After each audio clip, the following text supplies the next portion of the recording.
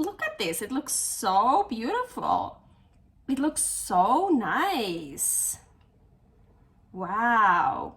It really looks ramen-y. Of course, it's not the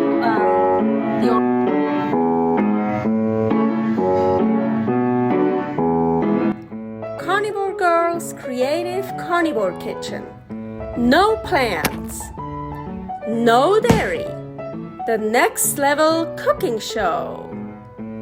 Carnivore recipes with meat, fish, seafood, eggs, gelatin, flavored seltzer, water and salt.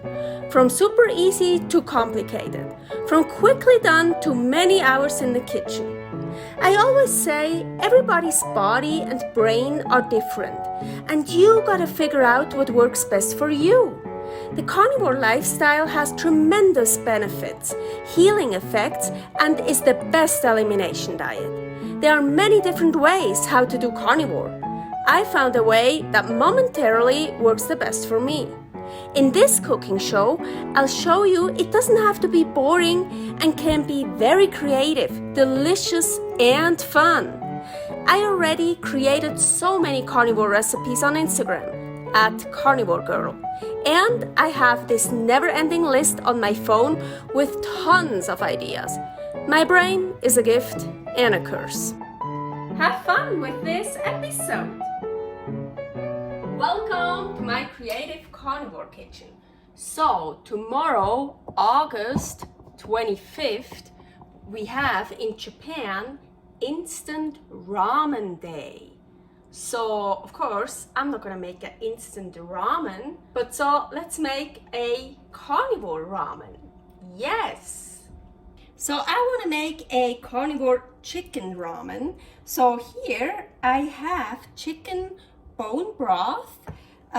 Here is the recipe how I made it, and on purpose I didn't use regular water. I used this because this is lime ginger flavor, and this for like ramen, perfect, great, and so good.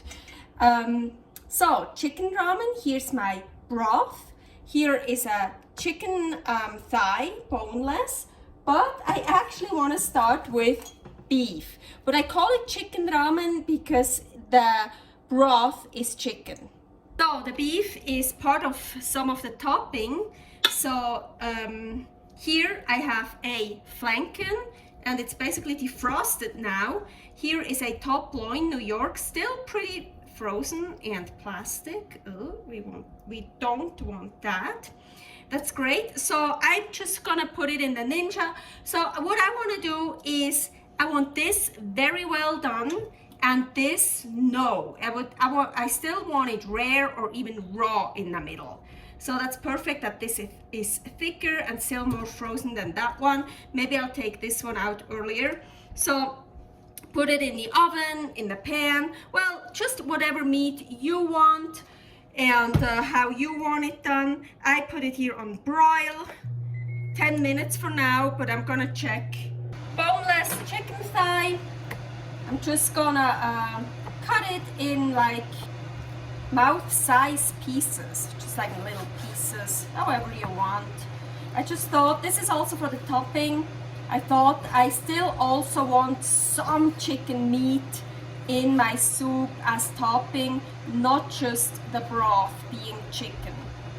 Heating up a cast iron skillet, and I just wanna fry it in here.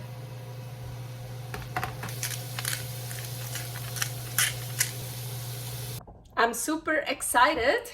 So for the first time I can use my Narutomaki I made as a decoration, as a topping.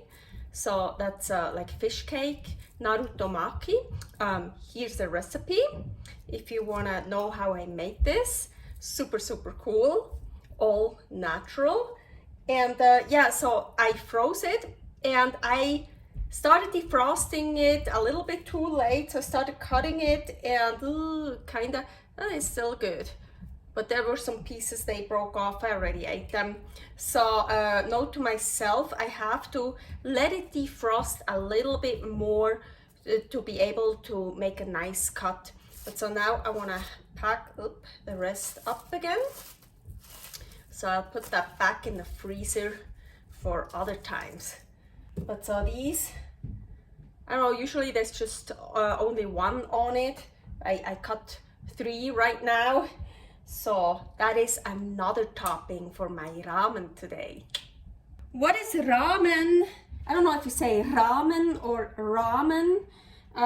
Anyways, what is ramen without ramen noodles? Nothing. So here I have an egg yolk, a really big one, a little bit more than one. I had to make some tests. Put some salt on it. Gonna mix that here.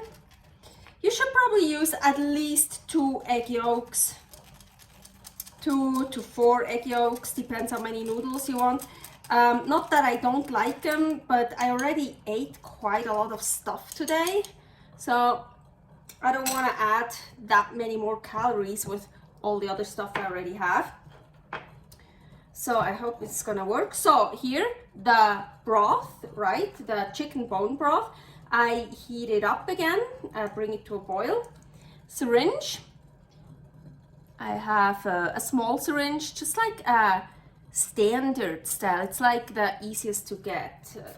I also have bigger ones, but they're harder to find. So this is like really, I think, the most standard. I figured out when you squirt the egg yolk into liquid, hot liquid, and then it gets cooked, it looks like kinda like ramen noodles. Well, at least that happens one time, and now when I tested it again, it didn't work that well anymore. I don't know if I should really, let's turn it off, it's really boiling. Oop. Just gonna squirt it in there. Yeah, they're really, really fine.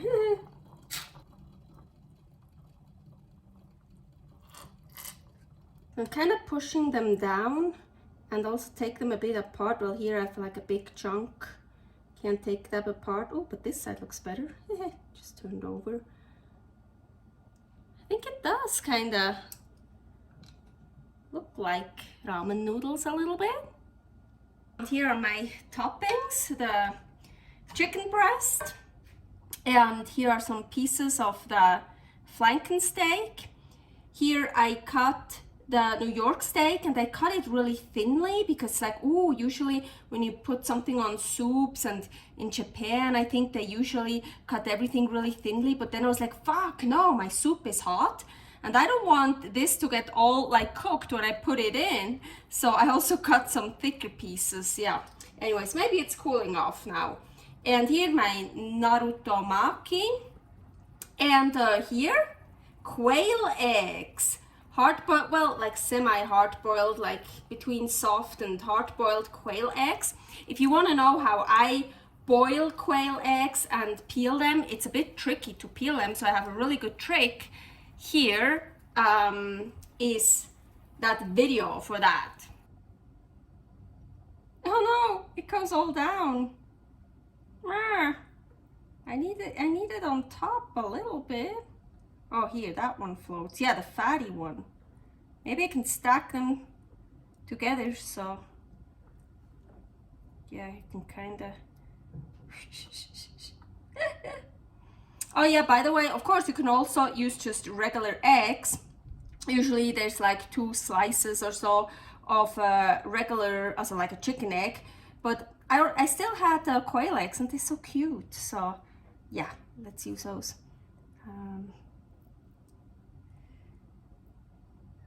So maybe the, oh yeah, those, I don't know. I just keep stacking it on top until it's like, they don't sink anymore. So until we can like nicely see it. I'm actually super proud. Look how it looks. Yeah, I put it in a different bowl, like it's not so high up, and there's all like I just stacked stuff in it until you could see it, and then of course the broth came up, so I just drank some of the broth away. You know, it's all, I need a nice thumbnail picture, right? But look at this, it looks so beautiful. It looks so nice. Wow, it really looks ramen-y. Of course, it's not the original, it's not authentic, but it's healthy, it's carnivore, it's fun, it's cool to look at. Yeah, that really looks cool. No, I am proud, it looks nice. So I'm asking myself, how do they make it that the stuff floats? Do they just fill it up with a lot of shit, or I don't know. Anyways, I managed it, make it look cool. Now, of course, oh my gosh, how should I eat it? Where should I eat it? Just want some, ooh, noodles, egg yolk noodles now. Ooh, and the flavor, so good. This, really good choice. I mean, original ramen has ginger in it, I'm pretty sure, or a lot of times they put some ginger in it, maybe even lime, I don't know that, but it's like, ginger is anyways like such an Asian flavor, right? So it gives it the right flavor. It's like so good. Oh, I want one of those. Ooh.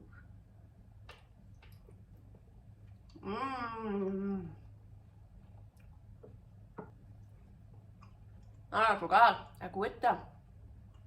So what I figured out with the fish cakes, really I hope, because I froze it and now it's kind of falling apart, you see, but I didn't defrost it long enough, and then I tried to squeeze out the water. I mean, that's also stupid of me. Oh look, I can open it up. Well, it's just fish, I can put it in here. So, but yeah, it still works here. I still have some, they look nicer. Yeah, how does that fish cake taste? Wow.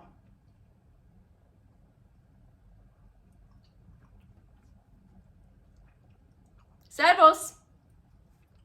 Arigato. Thanks for watching. If you try out this recipe, please tag me and let me know how you like it. Subscribe, share, like, comment, follow me on Instagram @karnivorgirl. See you next week in my next episode of Carnivore Girl's Creative Carnivore Kitchen. No plants, no dairy, the next level cooking show.